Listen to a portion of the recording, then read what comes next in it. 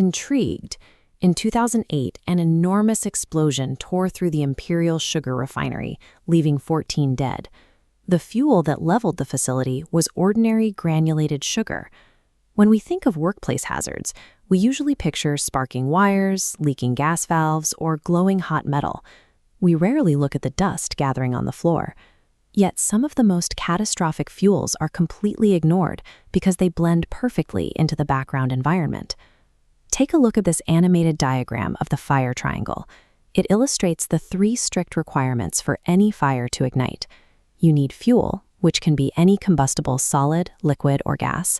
You need oxygen to sustain the burn, and you need enough heat to raise that fuel to ignition temperature.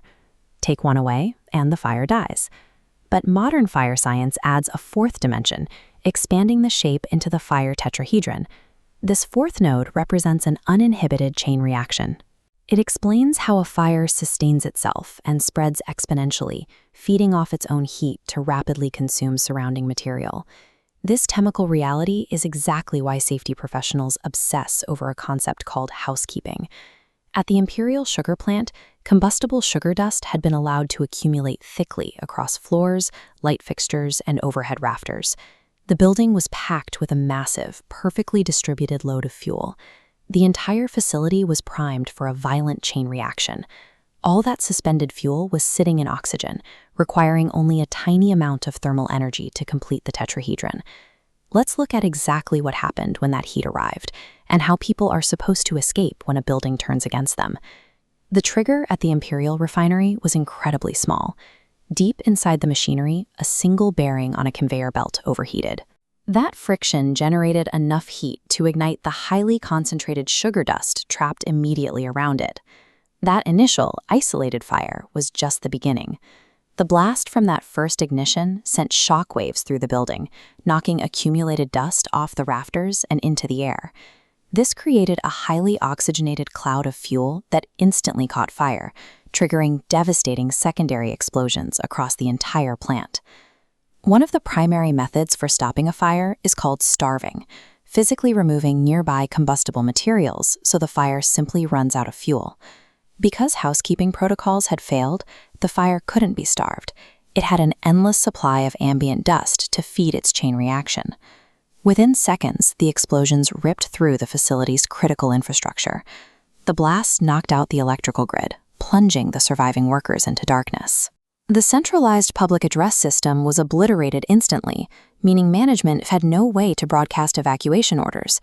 The massive physical disruption caused walls to buckle and debris to pile up. The same accumulated dust and rubble that fueled the fire physically blocked the walkways and stairwells, severely trapping the workers trying to navigate out of the pitch-black factory. Industrial disasters rarely start with a massive detonation. They start with a tiny spark in an unmanaged environment. Ignoring basic housekeeping provides the exact chemical conditions required to turn a minor mechanical failure into an uncontainable catastrophe. To prevent workers from being trapped during a catastrophic failure like this, safety regulations mandate a specific engineered solution. This image is a blueprint for an Emergency Action Plan, or EAP. It is a legally required structural framework designed to organize human movement when a facility's primary infrastructure collapses. The first requirement of an EAP is a redundant means of reporting. When a single central PA system is vulnerable to being destroyed in an initial blast, a facility must rely on a decentralized network of strobe lights and localized battery-powered alarms to guarantee every occupant is instantly warned. Next is the means of egress. These are designated continuously unobstructed paths of travel from any point in the building to the outside. An EAP strictly demands that these routes feature independent, battery-backed emergency lighting, guaranteed to last at least 90 minutes, ensuring nobody is forced to navigate a maze in the dark. An EAP also accounts for the reality of complex industrial sites through the Critical Operations Protocol. This dictates the exact procedures for highly trained employees who must temporarily stay behind to manually shut down hazardous gas lines or power plants. They secure the facility to prevent further explosions before making their own escape. Once outside, the plan dictates strict accountability procedures.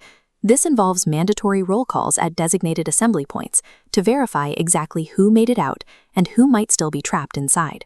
This provides incoming rescue teams with vital, life-saving intelligence. The Emergency Action Plan serves as a blueprint for human action during a catastrophe.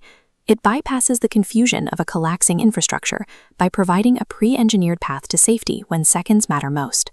But theory only goes so far. Look at this photograph of a collapsed industrial facility. In 1993, the Cotter Toy Factory fire killed 188 workers. They may have had basic safety rules on paper, but the exit doors were padlocked by management to prevent theft, and the narrow stairwells collapsed completely. A written plan offers zero protection if the physical escape routes are compromised. Real safety requires moving beyond paper through the emergency management cycle. This continuous loop includes mitigation, preparedness, response, and recovery. The crucial link between a written plan and actual survival happens entirely in the preparedness phase. This photo shows a designated fire warden conducting an evaluation during an emergency drill.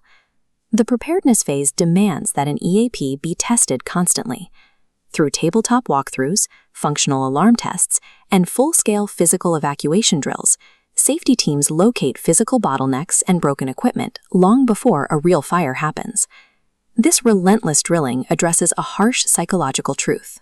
When an actual emergency strikes, surrounded by extreme heat, toxic smoke, and absolute chaos, panicked humans do not rise to the occasion. They fall directly to their baseline level of training. Surviving a catastrophic industrial fire is never a matter of luck.